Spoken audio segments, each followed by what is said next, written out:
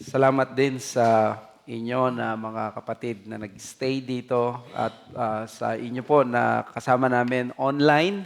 Ah, nag, nagkakaroon muna kami ng prayer meeting at mga dinner fellowship dito at we hope na magkaroon pa kami sa susunod na maraming time for the RBS. But uh, sa ating pag-aaralan ngayon, babalik na tayo dito sa ating RBS and let's proceed sa last lesson natin dito sa chapter 16. At alam nyo na ang chapter 16 ng 1689 ay merong 7 paragraphs. Napakahaba ng nilaan ng ating mga framers pagdating sa doktrina ng good works because it involves itong pananaw na paano yung good works ng mga mananampalataya, nagdudulot ba ito ng kaligtasan? O kung hindi ito nagdudulot ng kaligtasan, mahalaga ba ito? Kaya para sa mga framers ng confession natin, ang doctrine ng good works ay isa sa mga doktrinang dapat mas maging familiar tayo because every form of religion ay may doktrina ng good works at ang pagkakaiba ng Christianity sa kanila, ayon nga kay John MacArthur, is that ang Christianity is a religion of divine accomplishment while the other or every other form of religion sa mundo, whether past or present or even future, yan ay mag-erode sa pananaw na they deserve heaven, they deserve yung kaligtasan because of some form of good works. So, sa ating pag-aaralan ngayon, punta tayo dito sa Romans chapter 2, verses 14 to 15. Ang sabi ng Scripture, "For when Gentiles who do not have the law by nature do what the law requires, they are a law to themselves, even though they do not have the law. They show that the work of the law is written on their hearts, while their consciences also bears witness, and their conflicting thoughts accuse or even excuse them." So dito sa passage na ito, malinaw na sinasabi ni Paul that even unbelievers, bagamat lahat ay nasa ilalim ng poot or yung wrath of God, pero sinabi dito, inadmit ni Paul na kahit wala yung law sa kanila, by nature, they do what the law requires. In other words, merong acceptance at admission na even unbelievers are able to do good works kahit wala silang doktrina ng scriptures, kahit hindi sila nagkaroon ng knowledge sa scriptures, yet alam natin na ang image of God nasa kanila, so they know the works of the law. Alam natin, ang law, it was written in the hearts of the people of God before the fall, and then nung dumating ang kaligtasan sa New Covenant. Pero sa mga hindi mananampalataya, ang law ay blurred. So dito, napakalaki ng doktrina ng good works sa ating Christian life, kaya marapat lang na bigyan natin ito ng tamang panahon. Part 16 na ito ng ating pag-aaral sa 1689 at kung mapapansin po ninyo mga kapatid, napakarami na nating nabanggit na sabi, pero ngayong gabi pag-aaralan natin yung good works of good and bad people. So kung ang kaligtasan ay hindi by good works, how about the good works of the believers and the unbelievers? So tingnan natin, last time, ang lagi nating in-emphasize, ang good works na tinutukoy natin dito, yung mga good works na dinefine lang ng law of God. In other words, hindi good works yung hindi kinikilala ng Scripture. Kung ang tingin mo, yung pagpapasa ng chismis ay good work yan ng kamarites mo, hindi yan nire-recognize ng good work ng Bible because only those na binabanggit ng Scripture. At sinabi natin last time sa paragraph 3 or 4 na ang source pala ng good works ay ang Holy Spirit. Pero minaintain ng 1689 na ang mga believers, they should pursue yung good works kahit ang source ay ang Holy Spirit. So walang position ng pagiging passive para sa mga reformed people. And then, we also studied na yung good works may notable limitation. At dito natin tinignan na good works become bad when they are used as means to earn salvation.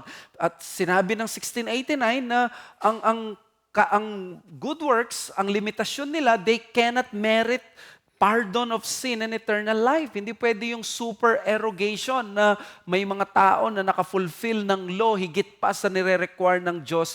That is, of course, a heretical doctrine of the Roman Catholic Church. So even without sin, pinakita natin last time, we will remain as creatures who depends to God for everything.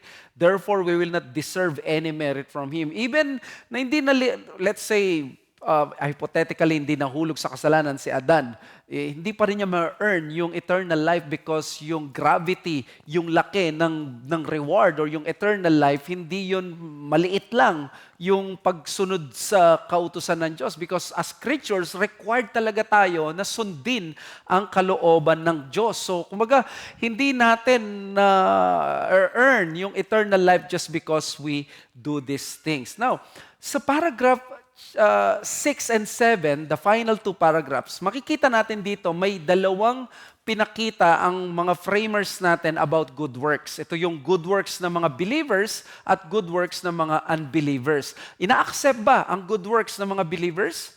Ina-accept ba ang good works ng mga unbelievers? Well, let's proceed sa first one. Sa paragraph 6, let's read. Yet notwithstanding, the persons of believers being accepted through Christ, their good works also are accepted in Him, not as though they were in this life wholly unblameable and unreprovable in God's sight, but that He, looking upon them in His Son, is pleased to accept and reward that which is sincere, although accompanied with many weaknesses and imperfections. Mga kapatid, I think dito pa lang sa i-encircle ko na ito, napakalaking encouragement na nito sa ating mga mananampalataya. I hope na ma-encourage tayo dito because may problem minsan na nakikita ako as pastor sa Reformed community because we are so knowledgeable sa doctrine ng total depravity na to the point na even our works, alam natin, di ba, our works cannot really please God in themselves. Pero as believers, merong game changer nung tayo ay na-convert, nung si Christ nag-indwell sa atin ng Holy Spirit. So dito, tingnan muna natin, the confession admits the imperfection of believers. They are not wholly unblameable and unreprovable. So sinabi dito ng confession, hindi tinitingnan ng Diyos na tayo'y walang kasalanan, na tayo ay walang mapipintas sa atin. In other words, kapintas-pintas tayo. Nung sinabi niya itong kapintas-pintas tayo at tayo ay merong blame, di tayo blameless, ang tinutukoy niya dito ay yung actual subjective experience natin. Sino sa inyo ang hindi na nagkakasala ngayon?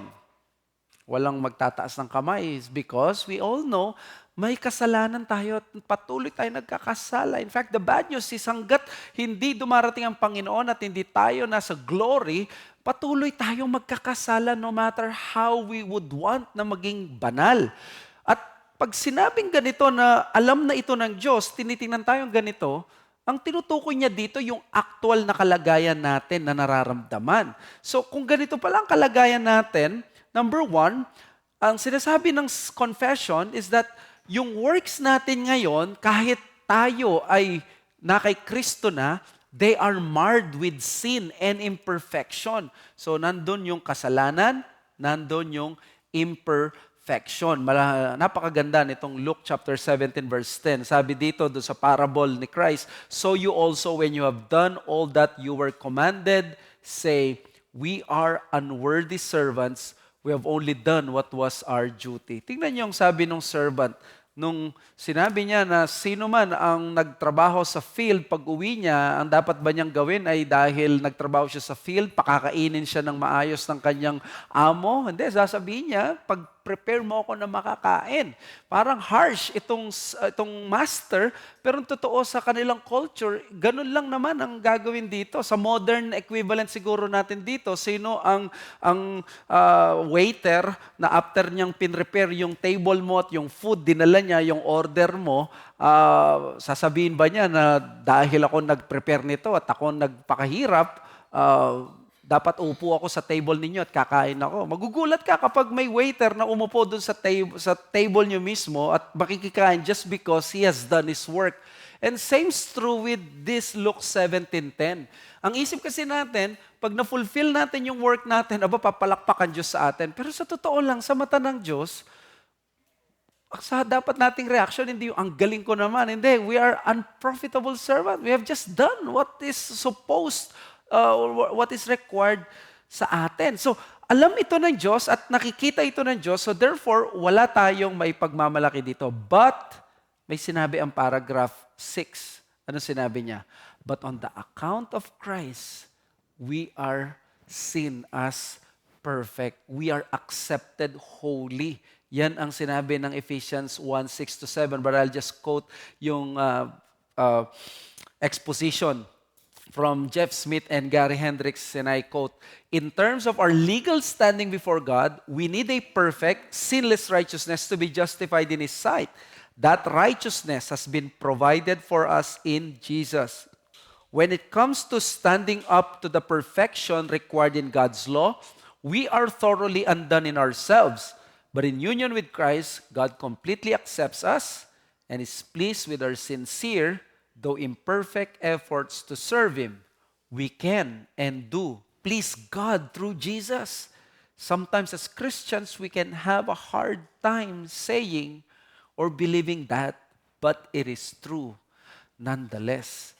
So tingnan nyo, we are able to please God through Jesus. Habang kinikilala ng Diyos na tayo ay imperfect, we are unblameable, we are blamable and we are reprovable. Ang sinasabi niya dito, because Christ covers us with His righteousness. Anong punto dito? By legal standing in Christ, we are perfectly holy.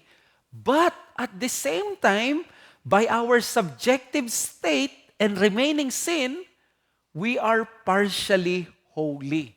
So, medyo may konting dito, no? Play on words, because that is really the standing of a believer. May mystery ng konti dito. By the legal standing in Christ, sa mata ng Diyos, yung records natin sa hukuman ng Diyos, yung tinatawag na legal, objective, forensic status, tayo ay malinis na. Zero na ang atraso natin sa batas ng Diyos. Pero, by our subjective state, may remaining sin pa tayo at hindi pa tayo completely holy presently na nararamdaman. Sa mata ng Diyos, parang sa gobyerno, kung ikaw ay sa record niya, sa record ng batas na ito, ikaw ay parang completely immaculate. In other words, napakalinis ng record mo. Tingin ng gobyerno sa'yo, wala kang kasalanan. Pero sa sarili mo, may guilty ka sa mga ibang kasalanan, at nandun pa yung kakayanan na mag-break ka ng law ng ating bansa. Pero, ang nangyayari dahil sa ating remaining sin, hindi tayo nakakapag-perfect sa kabanalan. So, anong pwede nating matutunan dito? Well, may naririnig ako minsan na even Calvinists, well-meaning Calvinists, minsan may language ang mga Calvinists na even sa mga Christians, ang bukang bibig natin is, ay, totally depraved pa kasi tayo. And this is incorrect. Because sa mata ng Diyos, tayo ay banal na nga eh. So, presently, hindi accurate yung words na totally depraved kasi ang word sa atin may remaining sin, pero may Holy Spirit na. Ang taong may Holy Spirit na, ang tao na nagkaroon na ng definitive sanctification, hindi na siya totally depraved. Pwedeng masabi na may remaining sin siya. So, ang correct na wording dito is that believers have been definitively sanctified and are indwelt by the Holy Spirit. Kung may Holy Spirit ka, tapos inindwelt ka, it is biblically inaccurate na hindi i-consider itong mga change na ito. So, ano ang better term? Ang better term ay yung language at phrase ni Martin Luther na ang Christian is simultaneously just and sinner. Simul justus et peccator. Di ba, naalala ko si Mark Jones, pinagtatanggol niya ito na sometimes sinasabi, di ba, no one is good. And even Christians, sinasabi na, I am not good because only Christ is good. And that is correct in a sense. But also, in a sense, tamang sabihin that Christians are good because there is that righteousness na nasa kanila. Righteousness ng Panginoong Jesus. So, tingnan nyo dito sa Hebrews 6:10, they are also rewarded because of God is gracious. Sabi sa Hebrews 6:10, for God is not unjust so as to overlook your work and the love that you have shown for His name in serving the saints as you still do. So, ang believer, kapag gumawa siya ng good works, tanggap pala ng Diyos. And bakit tanggap ng Diyos? Because ang Panginoong Jesus ay pinoprotektahan tayo at binabalutan tayo ng kanyang katuwiran. Christ is accepted by the Father, therefore we are also accepted by the Lord. Listen to Mark Jones sa kanyang A Christian's Pocket Guide to Good Works and Rewards. Without getting into the precise nature of the rewards, which is somewhat unknown to us, we can establish the scriptural teaching that shows God will reward those who obey Him. Paul writes to various people such as husbands, wives, and children. To bondservants, he says, whatever you do, work heartily as for the Lord and not for men, knowing that from the Lord you will receive the inheritance as your reward. You are serving the Lord Christ. So, mga kapatid, ang gusto kong i-emphasize lang naman dito is that kahit tayo ay may remaining sin, sabi kanina ni Jeff Smith at ni Gary Hendricks, tanggap ng Diyos ang ating good works, yung sincere na ating paglilingkod sa Diyos, bagamat imperfect, tanggap ng Panginoon. Even yung prayers natin, na kahit akala natin, hindi na umaabot, lagpas ng ating bubungan, pero tinutulungan tayo ng Holy Spirit to be able to utter the words na hirap tayo na masabi, tinutulungan tayo sa kahinaan natin. Even yung weak faith natin, tinatanggap ng Diyos dahil meron tayong strong Savior. At napakagandang comforting truth nito sa atin. Kasi kahit na ikaw ang the best member ng iyong church, kung titingnan mo, laging kulang yung ginagawa mo, di ba? Hanggang kailan ka mas magiging masipag, hanggang kailan ka mas magiging prayerful, hanggang kailan ka, ilang chapters ang kailangan mong basahin ng Bible para ma-feel mo na, you're truly pleasing God. Wala kang marireach na numbers. Ang makikita mo lang is God accepts yung ginagawa mo because of Christ. So, challenge ito at encouragement sa atin. Huwag tayong manlupaypay. Huwag tayong ma-discourage sa paggawa ng mabuti. Hindi lahat ng kapatid natin or even our pastors or leaders, they don't see yung lahat ng ginagawa mo mabuti. Probably you're helping another brother na nangangailangan, even in finances, or even sa mga pagtulong or prayer mo, or yung pagbibigay mo ng anumang help, pag-extend mo, or even yung ginagawa ng sa mga ibang tao or unbelievers. Hindi ito nakikita ng lahat, pero tinatanggap ng Panginoon. Iyan. So that is something na dapat mag-encourage sa atin. Walang sayang sa Panginoong Jesus. Naka-record lahat yan. God is not unrighteous to forget our works of love. How about the unbelievers? How about the unbelievers? Sabi sa paragraph 7, napakaganda nito. May connection ito, lalo na sa ating mga anak. Kung sila ay hindi pala mananampalataya at hindi natin kinoconsider na covenant children, paano sila mananalangin ng Our Father? So, I think the answer lies in this paragraph. Sa paragraph 7, works done by unregenerate men, although for the matter of them they may be things which God commands and of good use both to themselves and to others, yet because they proceed not from a heart purified by faith, nor are done in a right manner according to the word of God, nor to a right end, the glory of God, they are therefore sinful and cannot please God, nor make a man meet to receive the grace from God, and yet their neglect for them is more sinful and displeasing to God. So, ano yung mapag-aaralan natin dito? Ang confession, ina-accept niya that the unregenerate can do good works. So may balance teaching ang 1689 dito. Ang confession, alam natin, ang mga unbelievers, they cannot purify themselves by their good works, but sinasabi ng paragraph 7, they can do good works at tinatanggap yon. So, balansin natin, it is aware, ang confession, ng depravity of man. Sabi ng Romans 3:9-10, no one does good, no, not one. So, walang mabuti ni isa sa mga unbelievers. Yet, in another sense, unconverted men can do good works. Napakalinaw nito, lalo na sa Matthew 7. No?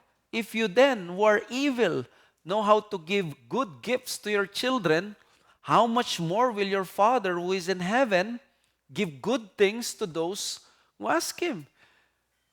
Ginamit ito ng Panginoon para lalong mapatingkad yung kabutihan niya bilang mabuting Diyos at perpektong Diyos na kayo nga, masasamang tao kayo, pero pagdating sa inyong mga anak,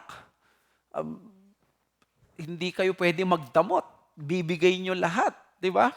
So, even unbelievers, they do good works at ito ay mabuti at tamang gawin lamang nila. So, sabi ng ating exposition, their works may be civil good, mabuting gawa. At ina-expect ito sa lahat ng creation. Di ba ito ina-expect natin sa gobyerno natin? Well, kanina, galing ako sa LTO and natuwa ako dahil for the first time, nakita ko na yung aking license na 10 years na. That means wala akong violation, no? For the past 5 years. So, yun yung kabado ako doon sa exam, not because yung hindi mo masasagot or pwede mong ulitin Pero yung embarrassment lang na nagda-drive ka professionally tapos babagsak ka.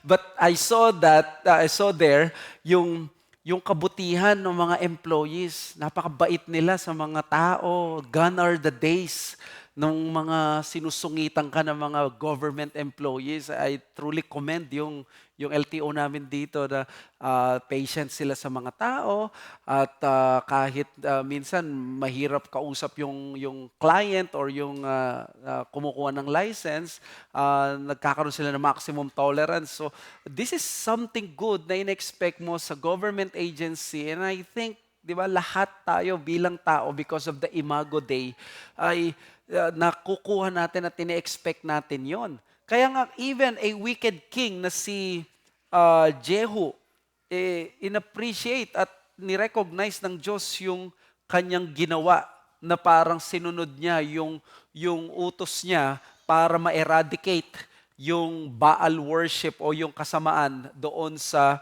bansa niya.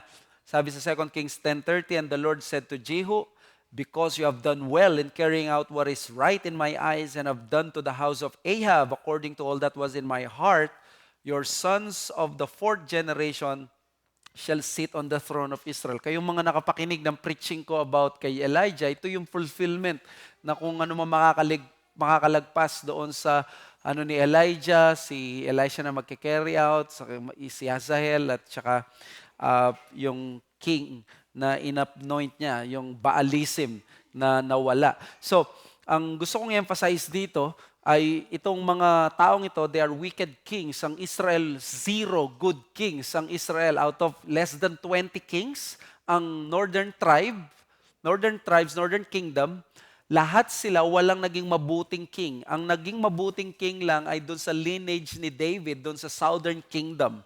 So, pero ni-recognize ng Diyos yung kanilang kabutihan. So, skip na natin itong kay Ahab. So, dahil sa kanilang kabutihan, nire-recognize ng Diyos, but according dito, their good works will not merit. Sorry. Saan ba yun?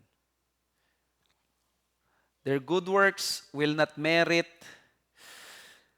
God's pleasure. Kasi sabi ng Hebrews 11:6, para ma-merit, magkaroon ng pleasure ng Diyos sa iyo, kailangan by faith ang daan mo.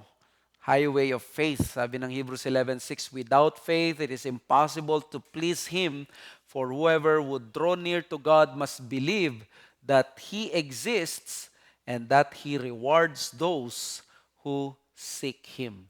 So this is the way na in-establish ng Diyos. Hebrews 11, that is the chapter on faith. So ano sabi ng confession? They do not proceed from a heart purified by faith, nor are done in the right manner, nor to a right end, the glory of God. They are therefore sinful and cannot please God. So ano masasabi natin sa isang mayaman na pilantropo na binibigay niya lahat ng kayamanan niya para sa mga mahihirap? Ano masasabi natin doon? Praise God. Ang masasabi natin doon, nakakahanga. But does that mean na sila ay pupunta na sa kalangitan? Accepted na sila ng Diyos? No, their problem is not their lack of good works. Their problem is their lack of righteousness that is acceptable to God. And the only acceptable righteousness is Christ. Ang problema nila hindi yung lack of good works, but their sinfulness. And the only way na mawala ang sinfulness is through the Lamb of God, which takes away the sin of the world. So maganda yung sabi ni Waldron sa kanyang exposition, a good work must meet or conform to 4 criteria. It must have the right manner, it must be a thing which God commands, the right root, it must proceed from a heart purified by faith, the right manner, God's work must be done in God's way, and the right end, the glory of God must be its ultimate purpose. Though the unconverted are often said to do good things in the Scripture, such splendid sins are not truly good works or pleasing to God because they do not have the right root, the right manner, nor the right end. Yung napakagandang words ni Luther. Splendid sins. So ang good works ng mga unbelievers, they are splendid sins sa mata ng hukuman ng Diyos. Kasalanan pa rin because meron laging bahid ng kasamaan. Marahil maganda yung action, pero yung motibo, as I have said, yung mga politicians natin, they do good work sa atin, pero makikita mo na extra yung good works na binibigay nila kapag mag-e-eleksyon because may kapalit. Gusto nilang iboto natin sila. Now, that doesn't make it wrong sa lahat ng pagkakataon, pero we see here sa mata ng Diyos how impure yung motive ng tao. Even yung paggawa ng mabuti ng iba. Even yung mga Filipinos, kilala tayo doon sa utang na loob. Pero alam natin yung utang na loob, maganda yan sa mga karamihan na sitwasyon, but there are some particular situation that this is so unbiblical. Because dahil sa utang na loob, we are drawn to compromises. We are drawn na hindi manindigan sa katotohanan.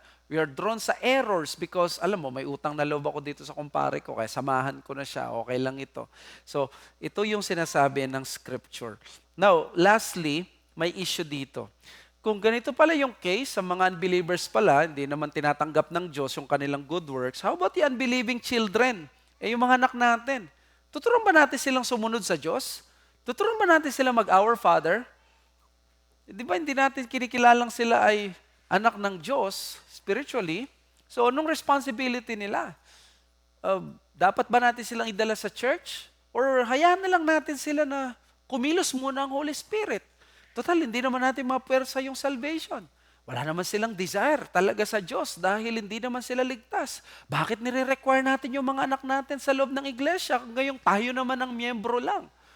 Well, ang mga ibang mga tradition, ginawa nilang solusyon dyan is, dahil anak ka ng mananampalataya, ginawang part ka ng covenant family. Tatawagin na lang sila na non-communicant members of the community. So, members sila ng local church, pero non-communicant sila, hindi sila part ng naglo-Lord's Supper. Hindi natin tanggap yun bilang Baptist because we see its very dire inconsistency. Imagine mo, inopen mo yung baptism, yung sacrament ng baptism, pero yung sacrament ng Lord's Supper, sinara mo. Di ba dapat kung sino yung nag-open ka ng baptism, pwede siyang mag-Lord's Supper. So, tayo mga Baptists, this is what we do.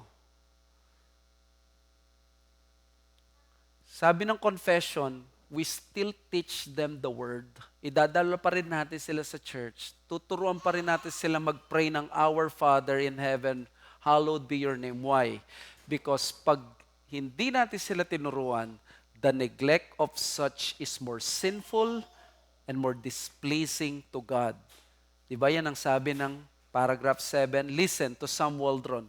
The confession concludes with the warning that the neglect of such splendid sins is even more sinful than not doing them at all.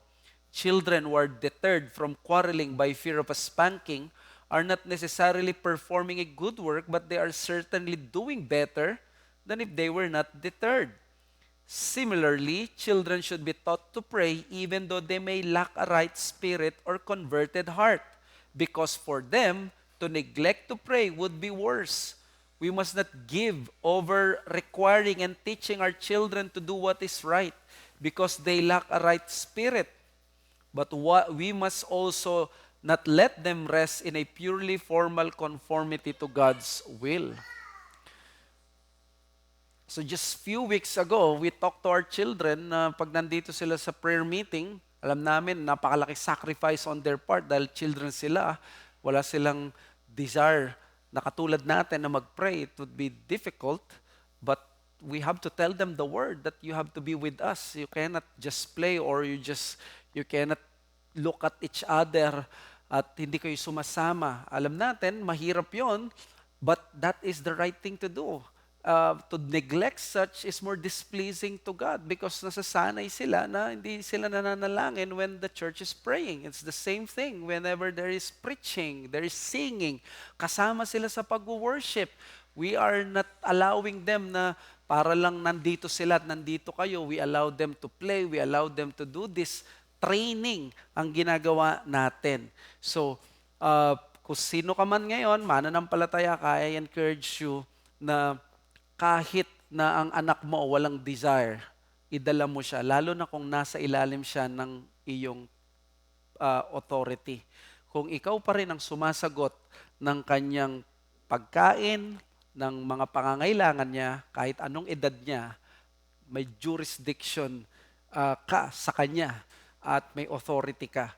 Yan ang tinuturo ng Scripture. Unless na lang yung anak mo may edad na at umalis na sa bahay mo, he can have his own life, matanda na siya, but as long as nasa ilalim siya ng poder mo, you can command your child na gawin niya itong mga bagay na to, lalo na kung ikaw ay mananampalataya at kung siya ay hindi pa. So, let me conclude by saying that we have to seek first the kingdom of God and His righteousness, and all these things will be added unto us. Yan ang pangako ng Diyos. Let's continue to do good works and let us continue to seek first yung righteousness ng Diyos. This is what is pleasing to the Lord. Any question? Jose, pwedeng ikaw ang magbasa? Yung ating nagbabasa ay we are praying for them. Nagpapagaling sila.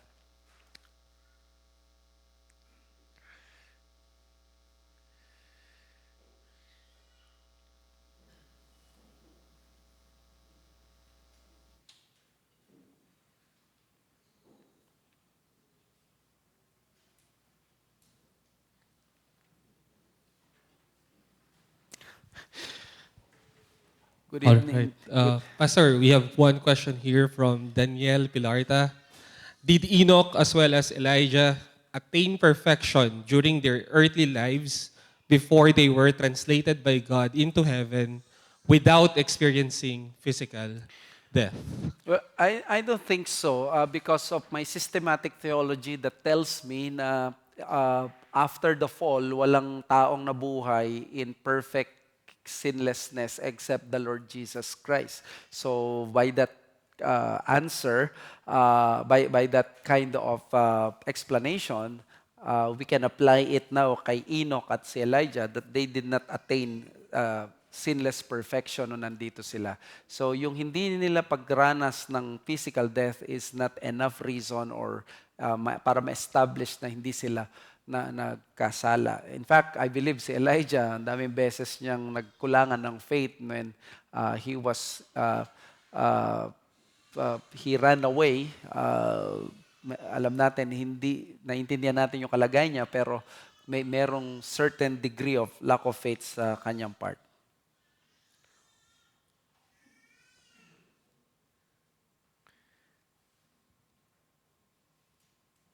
Si Julian, mayroon sa taas, bro. Taas. Julian Persius Ligan. Ang mga anak ng believers nga hindi pa effectually called for the meantime, still believers, yung parents, they are instruments of God para ma-effectually called sila. Yes, pwede natin sabihin na instruments ng Diyos ang mga magulang para sila ay tawagin sa pananampalataya.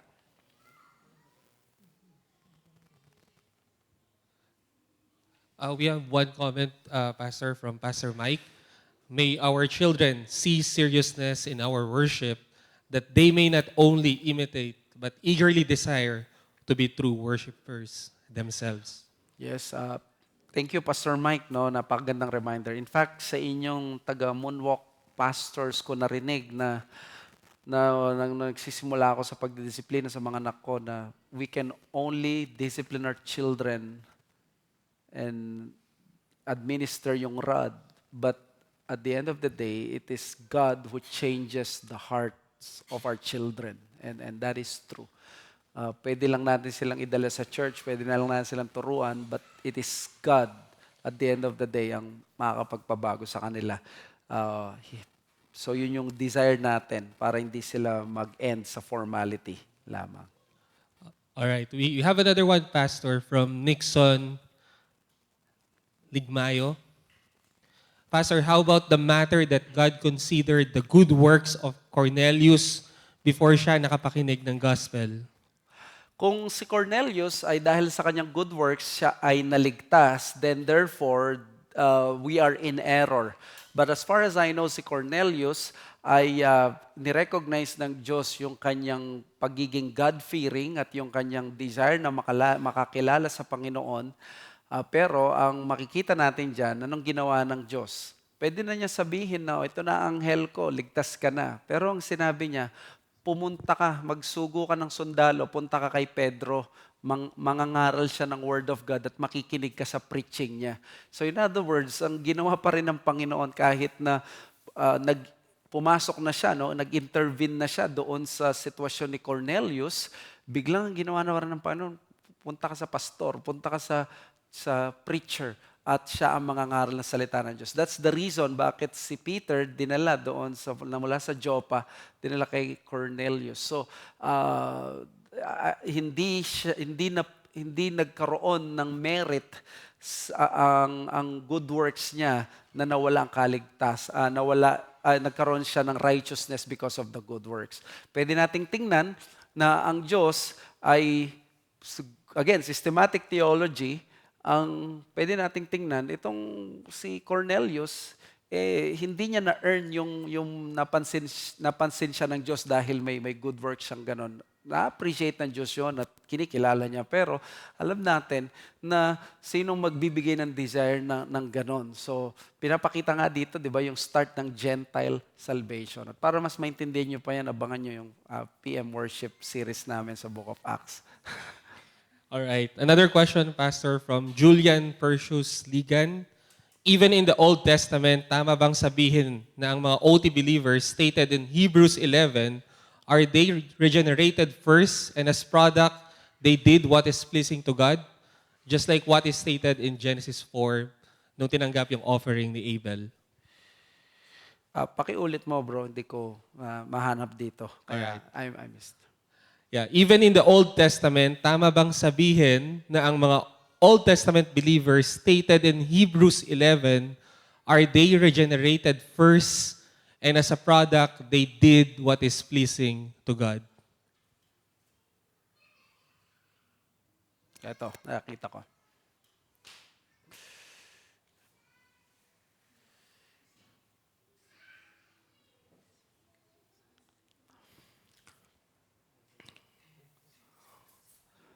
So, ang mga saints sa Hebrews 11, we believe that they were converted sa Panginoon through the promise, and sa New Testament, ni-reveal sa atin yan na ang process pala na yun, meron palang regeneration na nangyayari. So may doctrine pala ng conversion.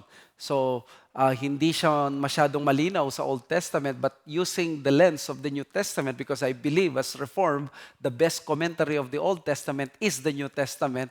So, we can now apply it na we can assume na yung mga mananampalataya na yon, when they trusted yung promise, nag-trust sila doon sa Messiah, we believe na sila ay nagkaroon ng ganong experience din.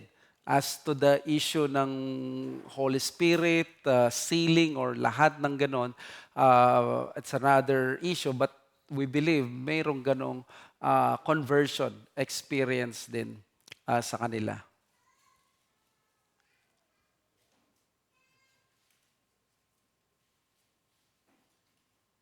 So, tama si Julian.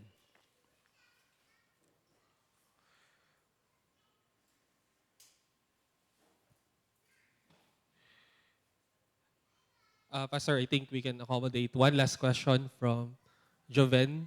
Brother Joven, is it correct view that we sin because we have two nature, even we are believers, or because we are not perfect yet?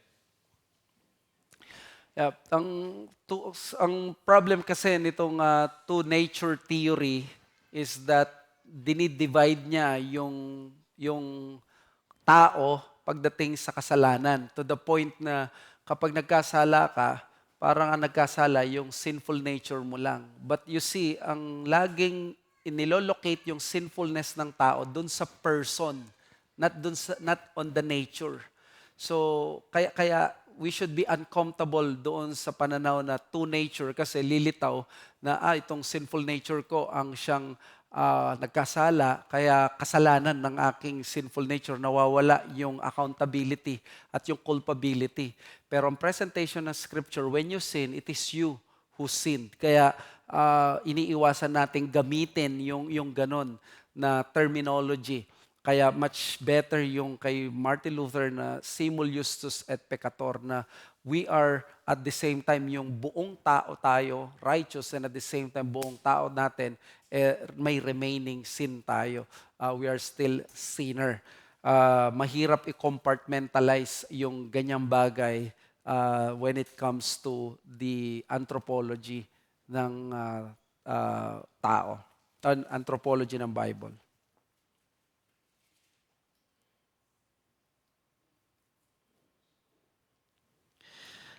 Okay. Okay na. Salamat po. At you stayed kahit na na-late na. Let us thank the Lord in prayer. Father, we thank you for allowing us to spend 4 lessons to study itong chapter 16. 7 paragraphs, long paragraphs. Napaka-importante nito sa mga particular Baptists and even sa mga Westminster Divines. That is why it is only right na paglaanan namin ito ng panahon sa amin para mas maging maganda at biblical ang aming anthropology. Salamat din sa inyong salita at sa mga kapatid namin na nag-asikaso dito at sa mga nanonood sa amin. Nawa maging kasangkapang patuloy ang RBS para sa ikalalago ng iglesia. Tingatan niyo po kami sa aming pag-uwi. In Jesus' name we pray. Amen. Thank you so much. Magandang gabi.